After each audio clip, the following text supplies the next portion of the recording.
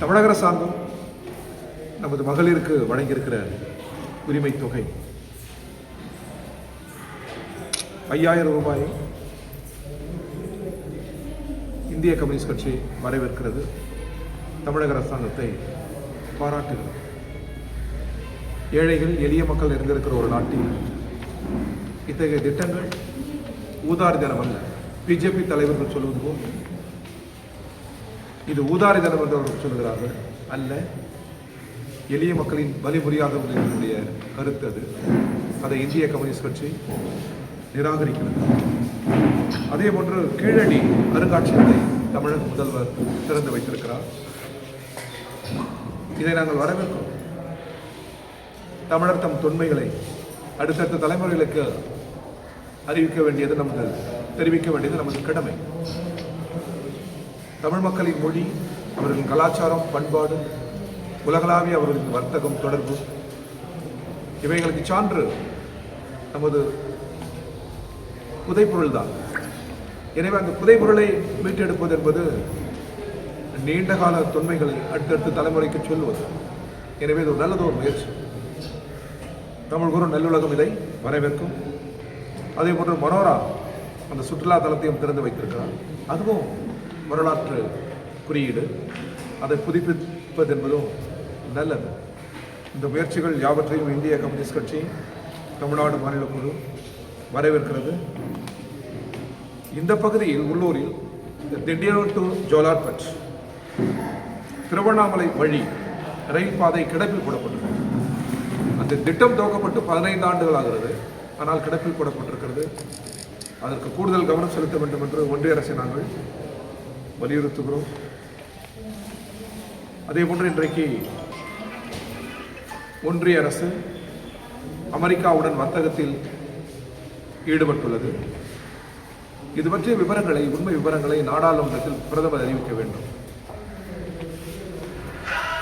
அமெரிக்காவிலிருந்து பருத்தி இறக்குமதி என்று சொன்னால் இந்தியாவின் பருத்தியை உற்பத்தி செய்கிறவர்கள் பாதிப்பார். இது நமது ஜவுளி தொழிலை நெருக்கடிக்குள்ளாக்கும். அதே போன்று வெனிசுலாவிலிருந்து வாங்குகிற எண்ணெய் அது திருடப்பட்ட பொருள். இன்னொரு பொருளை திருடி மிக மலிவாக இந்தியாவுக்கு தருகிறார். உள்ளபடி அது ஒரு திருட்டு பொருள். அதை இந்தியா வாங்கக்கூடாது. வெனிசுலா ஒரு நாடு. அந்த நாட்டை அமெரிக்கா ஆக்கிரமித்து இராணுவ பலத்தால் அதன் எண்ணெய் வளங்களை கைப்பற்றி அந்த எண்ணெய் வளங்களை இந்தியாவுக்கு குறைந்த விலைக்கு விற்கிறோம் என்று சொன்னால் இதை விட வழிபறி வேறு ஏதுமில்லை. இந்தியா போன்ற ஒரு சிறந்த ஜனநாயக நாடு அதை ஏற்கக்கூடாது. இது பற்றியும் வாய் திறக்க மறுக்கிறார். வெனிசுலா நமது நட்பு நாடு. தொடர்ச்சியாக எந்த நேரத்தில் எண்ணெய் நமக்கு கொடுத்து கொண்டிருக்கிற நாடு. குறைந்த விலைக்கு தருகிறோம் என்று சொல்லி இன்னொரு தேசத்தின் பொருளை திருடி நமக்கு தருவதை இந்தியாவின் தன்மானம் ஏற்காது, ஏற்கக்கூடாது. இது பற்றியும் பிரதமர் பேச வேண்டும் என்று நாங்கள் கேட்டுக்கொள்கிறோம். அதே போன்று இராணுவ உயரதிகாரிகள் இந்தியாவில் தொடர்ச்சியாக தங்களது வாழ்க்கை பற்றி எழுதுவது, அனுபவங்களை பற்றி புத்தகமாக எழுதுவது இயல்பு. ஆனால் தற்போது இந்திய இராணுவ அதிகாரிகள் எழுதியிருக்கிற 2-3 பேர் எழுதியிருக்கிற புத்தகங்களை தடை செய்திருக்கிறார்கள் ஒன்றிய அரசு. இனி அவ்வாறு எழுதக்கூடாது என்கிறார்கள். இது கருத்து சுதந்திரத்தின் மீது தொடுக்கப்படுகிற தாக்குதல். தேசத்தின் நலன் பொருட்டு இராணுவ ரகசியங்களை பாதுகாக்க வேண்டும் என்பது வேறு. ஆனால் சட்டத்துக்கு உட்பட்ட கருத்துக்களை வெளிப்படுத்துவது என்பது வேறு. இது பத்திரிகை சுதந்திரத்தில், கருத்து சுதந்திரத்தில் ஒன்றிய அரசு அப்பட்டமாக தலையிடுவதை காட்டுகிறது. இதை இந்திய கம்யூனிஸ்ட் கட்சி ஏற்கவில்லை, நிராகரிக்கிறது. அதே போன்று பிஜேபி தலைவர் நயினார் நாகேந்திரன் அவர்கள் திரைப்பட நடிகர் குறித்து பேசியதை நாங்கள் கண்டிக்கிறோம். அது ஏற்கத்தக்கதல்ல. திமுகவிற்கும் எங்களுக்கும் தான் போட்டி என்று தமிழக வெற்றி கழகத்தினுடைய தலைவர் சொல்வது மிக சாதாரணமான கருத்து, மிக இயல்பான கருத்து. இல்லை என்ற மறுத்து எங்களுக்கும் திமுக தான் போட்டி என்று பிஜேபி சொல்லலாம். அது அவர்கள் உரிமை. ஆனால் சம்பந்தமே இல்லாமல் ஒரு பெண்ணின் பெயரை உச்சரித்து இணைத்து பேசுவது என்பது கண்ணியமல்ல, நாகரிகம் அல்ல. பிஜேபி வாயை திறந்தாலே, தேசிய தலைவர்களிருந்து மாநில தலைவர்கள் வரை வாயை திறந்தாலே பதற்றம் தான், பொய் தான், அவதூறு தான். உள்துறை அமைச்சர் அமித்ஷா பேசுகிற போதெல்லாம் பொய்யும் பதற்றமும் நிறைந்திருக்கிறது அவரது உரைகள். தமிழை பேச முடியாததற்காக மன்னிப்பை கேட்கிறேன் என்கிறார். தமிழ் தெரியாவிட்டால் தமிழ் பேச முடியவில்லை என்பது இயல்பு, அதற்கு மன்னிப்பு தேவையில்லை. தமிழர்கள் ஒரிசாவின் குரலை திருடி தமிழ்நாட்டில் வைத்திருக்கிறார்கள் என்று சொன்னார் அல்லவா, அதற்கு மன்னிப்பு கேட்க வேண்டும். தமிழ் தெரியாவிட்டால் என்ன, அதற்கு ஏன் மன்னிப்பு கேட்க வேண்டும்? உலகத்தின் தலை சிறந்த மொழியை கற்க முடியவில்லை என்று நான் இயங்குகிறேன். இந்த மொழியை உலக மொழியாக்க, இந்திய மொழியாக்க நான் பாடுபடுவேன் என்று சொன்னால் அதில் நியாயம் இருக்கிறது, அதற்கு மன்னிப்பு தேவையில்லை. பூரி ஜெகநாதர் ஆலயத்தின் திறவுகளை திருடி தமிழ்நாட்டில் வைத்திருக்கிறார்கள், எனவே தமிழர்கள் திருடர்கள். தமிழர் ஒருவர் ஒரிசாவிலே முதல்வராக வரலாமா, ஆட்சிக்கு வரலாமா, அதை ஏற்கலாமா?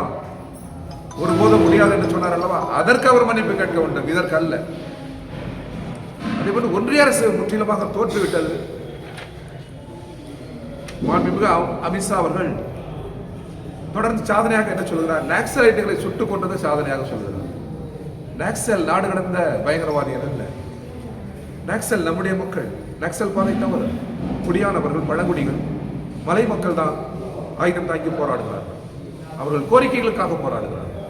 உணவு, உடை, இருப்பிடம், கல்வி, சுகாதாரம். அவர் நிலங்கள் செல்வாஜுடன் நிலப்பிரபுக்களால் பறிக்கப்படுகிறது, அதை எதிர்த்து போராடுகிறார்கள். செல்வாஜுடன் தடை செய்ய வேண்டும் என்று உச்சநீதிமன்றம் கேட்டுக்கொண்டது, தீர்ப்பு வழங்கியது. அந்த குண்டர் படை இன்றைக்கு இயங்குகிறது, நிலப்பிரபுக்களின் படை இயங்குகிறது. அவர்களை எதிர்த்து தான் ஆயுதம் தூக்குகிறார்கள் நக்சல். இந்த பிரச்சனைகளுக்கு தீர்வு காணாமல் நக்சலை சுட்டுக் கொண்டு விட்டோம். நக்சல் இல்லாத இந்தியா இது சாதனை அல்ல. லட்சக்கணக்கானவருக்கு வேலை தந்திருக்கிறோம், அணைகள் கட்டி இருக்கிறோம், விவசாயத்தில் இவ்வளவு உற்பத்தி, ஏழ்மை குறைத்திருக்கிறோம், வாழ்வுக்காக புலம்பெயர்கிற மக்களை நாங்கள் தடுத்து நிறுத்தி வாழ்வளித்திருக்கிறோம். இப்படி சொன்னால் சாதனை. நமது உள்ளூரில் பிறந்த இந்திய மக்களை சுட்டுக் கொன்றதை சாதனையாக சொல்வதை ஏற்க முடியாது. அதே போன்று கம்யூனிஸ்ட் உணர்வில் இருந்து இந்தியா விடுபட வேண்டும் என்கிறார், அது ஒருபோதும் முடியாது.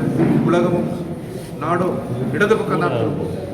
இந்தியாவின் அரசியல் முகப்புறையிலேயே சோசியலிசம் என்று டாக்டர் அம்பேத்கர் நிறுவியிருக்கிறார். சோசியலிசத்தின் மறுபெயர் ஜனநாயகம், ஜனநாயகத்தின் உண்மை பெயர் சோசியலிசம். இரண்டும் வேறு வேறு அல்ல. இதை சொன்னவரும் டாக்டர் அம்பேத்கர். இந்தியாவில் ஜனநாயகம் தழைத்திருக்க வேண்டும், ஆனால் இந்தியா சமத்துவ பாதையை தேர்வு செய்ய வேண்டும். சமத்துவம் நீடித்து நிலைத்திருக்க வேண்டுமானால் ஜனநாயகம் இருக்க வேண்டும் என்றார். இரண்டும் வேறு அல்ல. எனவே ஒரு அமித்ஷா அல்ல, 1 கோடி அமித்ஷா வந்தாலும் நாடு சமத்துவத்தை நோக்கி நடைபெறுவதை தடுக்க முடியாது. வேறு நீங்க ஏதாவது ஒரு கேள்வி இருந்தால் தமிழக அரசு வந்து பார்த்தீங்கன்னா மகளிர் உரிமை தொகையில் வந்து பார்த்தீங்கன்னா 2000 ரூபாய் தராங்க. எதிர்கட்சி தலைவரும் 2000 தராங்கன்னு சொல்லியிருக்காங்க. இதை பற்றி எதிர்கட்சி தலைவரின் உரிமை அவர் சொல்லலாம். 12,000 என்று கூட சொல்லலாம், 42,000 என்று கூட அவர் சொல்லலாம், அவர் உரிமை. ஆனால் தமிழக முதல்வர் அறிவித்திருப்பது தமிழக மக்கள் வரவேற்கிறார்கள், இந்திய கம்யூனிஸ்ட் கட்சி வரவேற்கிறது. இது சிக்ஸர், பொலிட்டிக்கல் சிக்ஸர். இதை எடப்பாடி பந்து வீசினாலும் சரி, அமித்ஷா வீசினாலும் சரி, பிரதமர் வீசினாலும் சரி, இங்கிருந்து எங்கள் கூட்டணியினுடைய தலைவர்கள் கூட்டணி அடிக்கிற அடியெல்லாம் சிக்ஸர் தான். அவர்கள் வீசுகிற பந்தெல்லாம் அவதூறு பந்து, தமிழ்நாட்டின் ஆடுகளத்துக்கு பொருந்தாத பந்து. இது நல்லிணக்க ஆடுகளம், தமிழ் மண் நல்லிணக்க ஆடுகளம், பண்பட்ட ஆடுகளம், ஜாதியால் மதங்களால் பிறரை வெறுக்காத ஆடுகளம். இந்த ஆடுகளத்தில் நீங்கள் ஊபியிலிருந்து பீகாரிலிருந்து பிரதமர் தலைமையில், உள்துறை அமைச்சர் தலைமையில் எத்தகைய பந்தை எப்படி வீசினாலும் அடிக்கிற அடியெல்லாம் சிக்ஸர். எனவே வருகிற தேர்தலில் திமுக தலைமையால் எங்கள் கூட்டணி வெற்றி உறுதியாகி இருக்கிறது. நாங்கள் தான் வெல்லுவோம். 2026 சட்டமன்ற தேர்தலில் ஆட்சியில் பங்கு, அதிகாரத்தில் பங்கு இந்திய கம்யூனிஸ்ட் கட்சியுடைய நிலைப்பாடு. எங்கள் நிலைப்பாடு, எங்களுக்குரிய இடங்களை கேட்டுப்பட்டு அந்த இடங்களில் வெற்றி பெறுவோம். தோழமை கட்சிகளின் வெற்றிக்கு பாடுபடுவோம். ஆட்சியில் பங்கு என்பது எங்கள் கொள்கை அல்ல. இப்போ வந்து நீங்கள் திமுக கூட்டணியில் இருக்கீங்க, இப்போ காங்கிரஸ் வந்து நாங்கள் வந்து ஆட்சியில் பங்கு வேணும் அப்படின்ற மாதிரி சொல்கிறாங்க. இப்போ ஆனால் திமுக அதில் முரண்பாடுகளை நாங்கள் கொடுக்க மாட்டோம்னு சொல்கிறீங்க. அப்போ உங்களோட நிலைப்பாடு எப்படி இருக்கும்? உங்களுக்கு வந்து பங்கு கொடுக்கலாம், உங்களோட சீட்டுக்கு நீங்கள் அதிகப்படுத்துவீங்களா? இல்லை, அழுத்தம் கொடுத்தீங்களா? நாங்கள் வந்து இப்பொழுது பெற்றிருக்கிற இடங்களை காட்டிலும் கூடுதல் இடங்களை பெறுவோம். அந்த கூடுதல் இடங்களை முதல்வர் கூட்டணிக்கான நெருக்கடியாக கருத மாட்டார், ஜனநாயகத்துக்கான நெருக்கடியாக கருத மாட்டார். எங்கள் கூட்டணியில் இவ்வாறு பேசுவதற்கு முழு உரிமை உண்டு, முழு ஜனநாயகம் உண்டு. அந்த வகையில் தான் காங்கிரஸ் சில விருப்பங்களை தெரிவிக்கிறார்கள். முதல்வர் அதற்கான விளக்கங்களை அளித்துவிட்டார். எனவே கூட்டணியின் தலைவர் முதல்வர் அவர்தான் முடிவெடுக்க வேண்டும். கூட்டணி கட்சிகள் அதற்கு இணங்க வேண்டும். எங்கள் நோக்கம் எல்லாம் பிஜேபியை வீழ்த்துவதுதான். அரசியல் நோக்கம் என்பது பிஜேபி வீழ்த்துவது. அதில் நாங்கள் உறுதியாக வானதி சீனிவாசன் சொல்லியிருக்காங்க. நயினா நாகேந்திரன் சொன்னது வருத்தம் இருக்குது. அதே சமயத்தில் வந்து இந்திய கம்யூனிஸ்டுக்கு, காங்கிரஸுக்கு, திமுகவுக்கு வந்து இதை பேசுறதுக்கு அவங்களுக்கு வந்து உரிமை இல்லை. ஆனால் உங்கள் கட்சியிலே வந்து பாலியல் தொல்லைகளும் அவங்களுக்கான பெண்களுக்கான பாதுகாப்பு இல்லை அப்படின்னு சொல்லிட்டு நேற்று இந்திய கம்யூனிஸ்ட் கட்சியை பொறுத்தவரை, இடதுசாரிகளை பொறுத்தவரை எங்களால் நிமிர்ந்து சொல்ல முடியும். பெண்களை ஆண்களுக்கு நிகராக பெண்களை பார்க்கிற இயக்கம் கம்யூனிஸ்ட் இயக்கம். சட்டங்கள் பட்டங்கள் ஆள்வதெல்லாம் பாருங்கள், பெண்கள் நடத்த வந்தோம் என்றால் பாருங்கள். அந்த வழியை வழிமொழிகிறவர்கள் கட்சியில் உரிய பங்கு பெண்களுக்கு, ஆட்சி அதிகாரத்தில் உரிய பங்கு பெண்களுக்கு என்ற கொள்கை கொண்டவர்கள். எங்கள் 100 ஆண்டு கால வரலாற்றில் பொது மேடைகளில், எழுத்துக்களில் ஒரு பெண்களையும் நாங்கள் தாழ்வாக பேசியது. பெண் தாய், பெண் சகோதரி, பெண் காதலி, பெண் துணைவி, வாழ்வின் சகல பரிமாணங்களையும் தாங்கி இருக்கிற பெண் யாவற்றுக்கும் மேல். அந்த சிந்தனை கொண்டவர்கள் கம்யூனிஸ்டுகள். எனவே நேரம் கிடைக்கிற போது கம்யூனிஸ்ட் இயக்கத்தின் வரலாறுகளை எல்லாம் படிக்க வேண்டும். பெண் விடுதலைக்காக பாடுபட்டவர் தந்தை பெரியார். பெரியாரை வெறும் கடவுள் மறுப்பாளர் என்று மட்டும் பார்க்கக்கூடாது, ஆலயங்களுக்கு எதிரானவர் என்று மட்டும் பார்க்கக்கூடாது. கைம்பெண்களின் விடுதலைக்கும் உரிமைக்கும் முழக்கமிட்டவர் தந்தை பெரியார். எனவே சகோதரி வானதி அவர்கள் பகுத்தறிவோடு இடதுசாரிகளை, திராவிட இயக்கத்தை பார்க்க வேண்டும் என்று நட்போடு அவரை நான் கேட்டுக்கொள்கிறேன். ஐயா, திமுக அரசு பொறுப்பேற்று 5 வருஷம் ஆகும்போது இந்த 4 ஆண்டு வருஷமாக வந்து இந்த மகளிர் உரிமை தொகைகளை வந்து இந்த சம்மர் காலத்து நிதி ஒதுக்கலை. இப்போ கடைசி நேரத்தில் எலெக்ஷன் டைமில் மட்டும் தான் கொடுக்குறாங்களே இந்த பணம். இதை பற்றி உங்களுடைய கருத்து ஐயா? எப்போது கொடுத்தாலும் நல்லது தான். சின்ன ஒரு குற்றச்சாட்டு, பழங்குடியினரோட நிதி எடுத்து தான் வந்து மகளிர் தொழில் 3000 ப்ளஸ் வந்து கோடைக்கால 2000 போட்டாங்க ஒரு குற்றச்சாட்டு இருக்குது. அது ஆர்டிஐல கூட போட்டு கேட்டிருக்காங்க. அவங்களோட நிலை குறை சொல்வதற்கு 1000 திசைகள், நன்மைக்கு ஒரு திசை தான். அந்த ஒரு திசையிலிருந்து முதல்வர் செய்கிற நன்மையை அதே திசையிலிருந்து நாங்கள் ஆதரிக்கிறோம். அடுத்து ஐயா, இப்போ உலகளாவிய வந்து பாலியல் குற்றவாளி எப்ஸ்டைன் ஃபைல்ஸ் ரிலீஸ் ஆகுது. அதை பற்றி உங்களுடைய கருத்து? முதலாளித்துவம் என்பது அதுதான், ஏகாதிபத்தியம் என்பது அதுதான், அமெரிக்கா என்பது அதுதான்.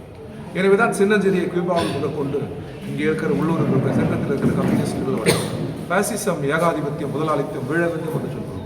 புதிய உலகம் ஒன்று எழ வேண்டும் என்கிறோம். அந்த உலகம் சோசியலிச உலகம், சமதர்ம உலகம், கம்யூனிஸ்ட் உலகம். ஐயா, டெல்லியில் வந்து தினமும் பார்த்தீங்கன்னா கடந்த ஜனவரி 1 முதல் இப்போ என்ன டேட் வரைக்கும் ஒரு மாதத்தில் 958 பேர், அதாவது ஒரு நாளைக்கு 58 பேர் காணாமல் போனதாக ஒரு அறிக்கை இருக்குது. அதை பற்றி உங்களுக்கு உள்துறை அமைச்சர் அதற்கு பொறுப்பேற்க வேண்டும். அவர்கள் தான் ஒரு வெள்ளை அறிக்கையை நாடாளுமன்றத்தில் தர வேண்டும். முழு பொறுப்பு அவர்கள் இருக்க வேண்டும். அடுத்து மகளிர் உரிமை தொகை இப்போ 1.12 மக்களுக்கு இப்போ இல்லத்தரசி கொடுத்துருக்காங்க.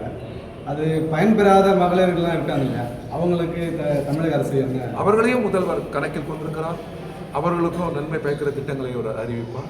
அவ்வாறு அறிவிக்கிற போது நீங்களும் நாங்களும் சேர்ந்தே அதை வரவேற்போம். இன்னொரு 10 நாளில் எலெக்ஷன் தேதி அறிவிக்கும். அவங்களுக்கு எப்படி நீங்கள் வந்து அதை கொடுக்கணும்னு சொல்லிட்டு ஒரு பரிசீலனை பண்ணுற மாதிரி சொல்கிறாங்க. பண்ணால் நல்லது தானே. நாளை கூட அது நல்லது நடக்கலாம், ஒரு நிமிடத்தில் நல்லது நடக்கலாம், நல்லது நடந்தாலும் வரவேற்கலாம். ஒரு 10 நாள் அது பண்ண முடியுமா? இருக்கிறாங்க நாளில் அது சாத்தியம் இருக்கா? இல்லை, ஒரு வாரத்தில் பீகாரில் விதிகளை மீறியே கொடுத்தாங்க. ஊபியில் பீகாரில் தான் விதிகளுக்கு உட்பட்டே முதல்வர் நல்லதோ ஒரு அறிவிப்புகளை செய்வார். அவர் சிந்தனையில் அது ஓடிக்கொண்டே இருக்கிறது. நாங்கள் நம்புவோம் நல்லது நடக்கும். உங்கள் கருத்தை நாங்கள் முன்வைக்கிறோம். ஐயா, 2026 சட்டமன்ற தேர்தல் 3 முனை போட்டியா 4 முனை போட்டியா? எத்தனை முனை போட்டி வந்தாலும் வெல்லுவது திமுக தலைவரான எங்கள் கூட்டணி. அதற்கு காரணம் கூட்டணி பலம் மட்டுமல்ல, தமிழக அரசின் நலத்திட்டங்கள். அவை மட்டுமல்ல, எல்லாவற்றுக்கும் மேலாக எங்கள் பலம் தமிழ் மக்களிடம் இருக்கிற ஒற்றுமை உணர்வு. பதற்றத்தை அவர்கள் விரும்ப மாட்டார்கள். ஜாதி மத பதற்றங்களை விரும்ப மாட்டார்கள். வெறுப்பரசியலை விரும்ப மாட்டார்கள். தமிழ்நாடு எப்பொழுதுமே ஒற்றுமை பூமி, நல்லிணக்க பூமி, கூடி வாழ்ந்த சிந்தனையுள்ள பூமி. எனவே இந்த கருத்துள்ள தமிழ் மக்கள் எங்களுக்கு தான் வாக்களிப்பார்கள். எனவே நிறைவில் வரலாறு காணாத வெற்றியை நாங்கள் பெறுவோம். நல்ல பாடங்களை பிஜேபிக்கு கற்றுத் தருவோம். ஐயா, தமிழகத்தில் வந்து பார்த்திங்கன்னா இப்போ வந்து படித்த இளைஞர்கள் அதிகமாக வேலைவாய்ப்பு இருக்கிறாங்க. அவங்களுக்கு வந்து அதாவது வந்து அரசாங்க வேலைவாய்ப்பு கொடுக்க முடியலனாலும் தனியார் அதாவது நிதி நிறுவனங்கள் வந்து என்ன பண்ணாங்கன்னா, வங்கிகள் வந்து அவங்க போய் லோனை அப்ளை பண்ணும்போது குறைஞ்சது வந்து 6 மாதம் 1 வருஷமாக இழுபறி பண்ணுறாங்க. அவங்களுக்கு வந்து கூடுதலாக வந்து அரசாங்க கவனத்தில் எடுத்து அவங்களுக்கு அந்த அதாவது தொழில் தொடங்க குறுகிய காலத்தில் அவங்களுக்கு வந்து நிதி கிடைக்கிற மாதிரி ஏதாவது ஏற்பாடு பண்ண தமிழக அரசு. ஏழைகள், எளிய மக்கள், வேலை இல்லாதவர்கள், படித்தவர்கள், தொழில் செய்கிறவர்கள் அனைவருக்குமானது தான் வங்கி. எனவேதான் வங்கியை பொதுவுடைமையாக்க வேண்டும் என்ற முதல் குரல் எழுப்பினோம் கம்யூனிஸ்ட். வங்கிகள் பணச்சுரங்கம் அல்ல, அது சூதாட்ட அரங்கம் அல்ல, அது மக்களுக்கானது. எனவே ஏழை எளிய மக்களுக்கான கதவுகளை திறந்துவிட வேண்டும் என்று வங்கியில் இருக்கிற கம்யூனிஸ்ட் தொழிற்சங்கங்கள் தொடர்ந்து குரல் எழுப்புகிறது. இடதுசாரி தொழிற்சங்கங்கள் தொடர்ந்து குரல் எழுப்புகிறது. எங்கள் தலைவர் சிஹெச் வெங்கடாச்சலம் வாரா கடன் குறித்து அறிவித்திருக்கிறார். முதலாளிகள் ஏமாற்றியதை அறிவித்திருக்கிறார். ஏழைகள் இன்னும் பயன்பெறுவதற்கு பல்வேறு திட்டங்களை அவர் சொல்லியிருக்கிறார். அதை அரசு ஏற்க வேண்டும் என்று நாங்கள் முன்மொழிகிறோம். அடுத்து